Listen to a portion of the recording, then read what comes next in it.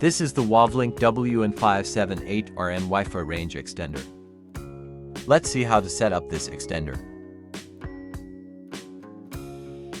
You will find all the information and default password on the back of the extender. Now plug it into the socket. This is the extender's power switch. You can turn it on and off with it.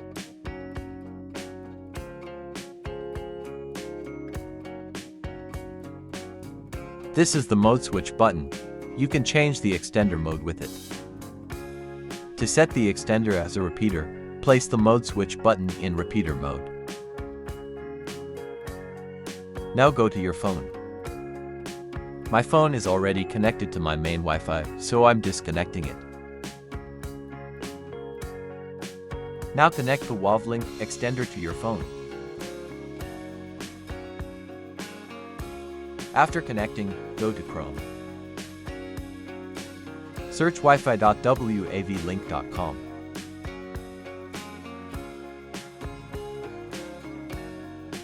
Now enter the default password admin.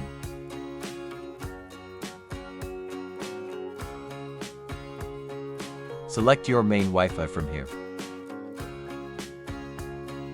Now enter your main Wi-Fi password. You can change the extender Wi-Fi name if you want. Remember that your extender Wi-Fi password will be the same as your main Wi-Fi password. Tap Connect.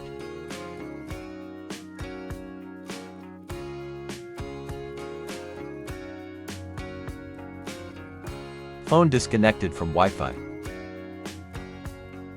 Now reconnect to your extender's Wi-Fi.